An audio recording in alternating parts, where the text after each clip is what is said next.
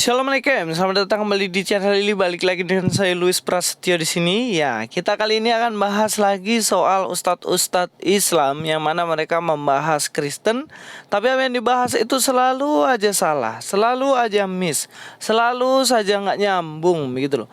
Karena mereka antara tiga orang ini sendiri tidak clear soal permasalahan Injil.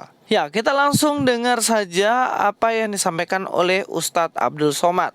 Injil yang dibawa oleh Nabi Isa tidak ada lagi sekarang. Nah, Abdul Somad mengatakan bahwa Injil yang sekarang ini jelas tidak asli. Ya, kalau dikatakan seperti itu berarti zaman dulu benar-benar ada Injil.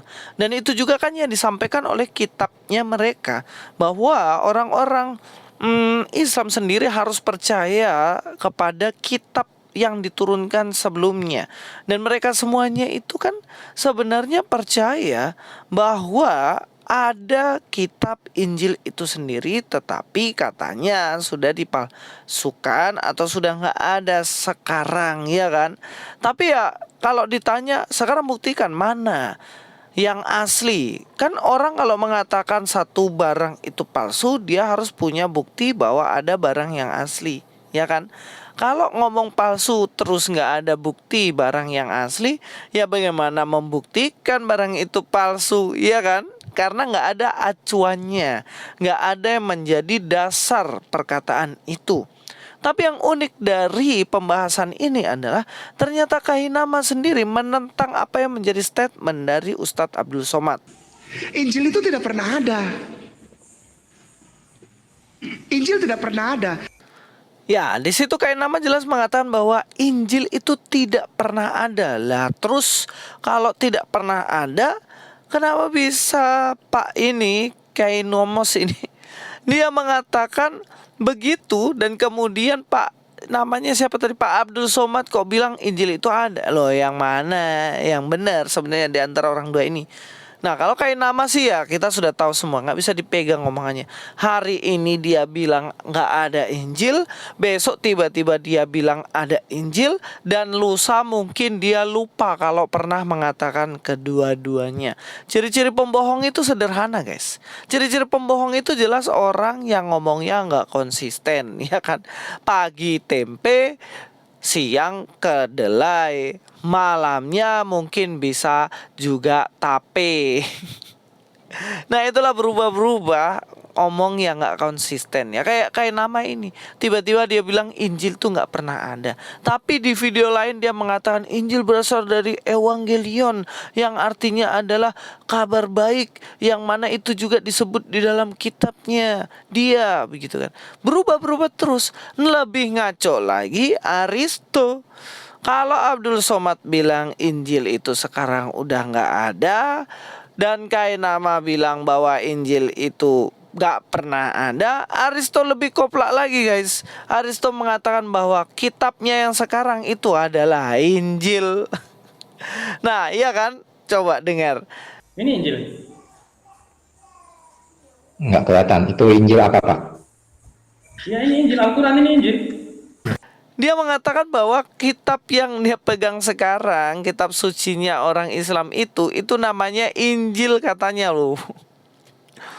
Wong Injil itu loh artinya kabar baik. Kabar baik apa? Kabar baik, kabar sukacita yang disampaikan kepada umat manusia. Yang dulunya umat manusia jatuh dalam dosa dan umat manusia hidup di dalam dosa. Sekarang ada kabar gembira yang disampaikan oleh Yesus sendiri, dan melalui Yesus sendiri yang adalah Injil itu sendiri menyelamatkan manusia. Nah, inilah yang penting yang kita harus ketahui.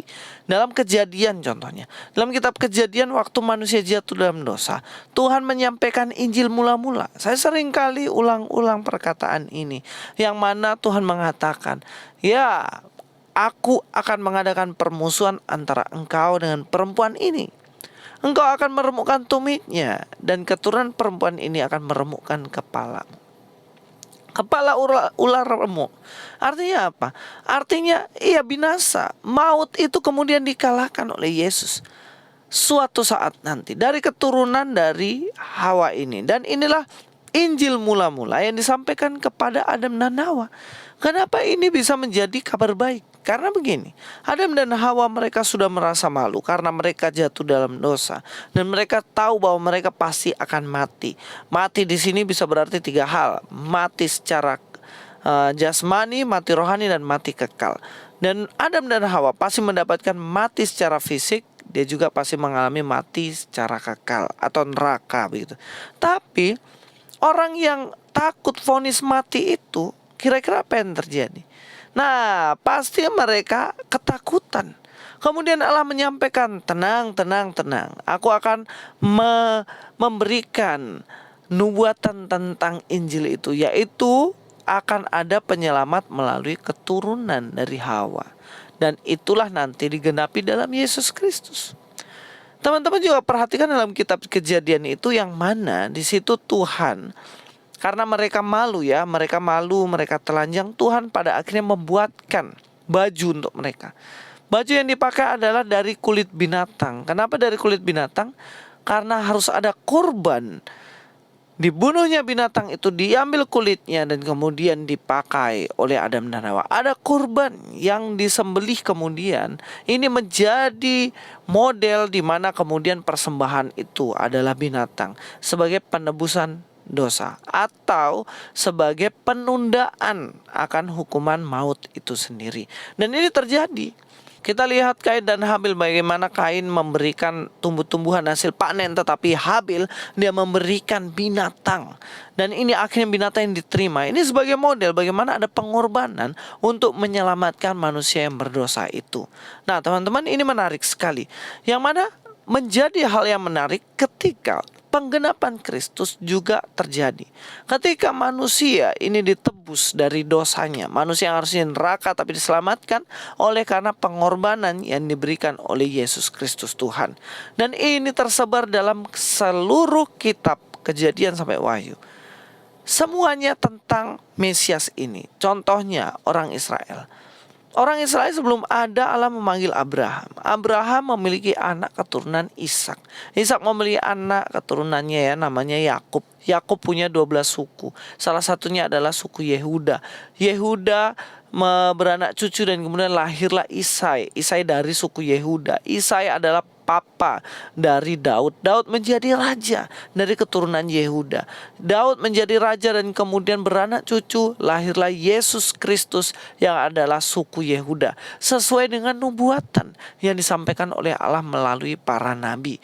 Jadi jelaslah di sini kalau kita lihat bahwa Injil itu sebenarnya adalah Yesus Kristus itu sendiri. Ini yang tidak dipahami sama mualaf-mualaf model Kainama, Aristo. Orang nih Kristen gak pernah baca Alkitab, pas pindah, pas mualaf, pas jadi Islam, tiba-tiba merasa diri sok tahu tentang Alkitab, ya gak? Mana ngerti runutan, nubuatan, janji dan lain-lain itu dalam Alkitab mereka ini. Gak ngerti, ya memang mereka gak ngerti, mau apa lagi, iya kan? Ya sudah, begitu saja dari saya. Mudah-mudahan dibukakanlah mata batin, pikiran, dan apapun itu dari Ustadz Kainama ini dan juga Aristo ini, supaya kalian ngerti yang benar. Jangan suka sebarkan yang keliru-keliru gitu loh toh. Oke, thank you, terima kasih. Luis Prasetyo sini. God be with you all.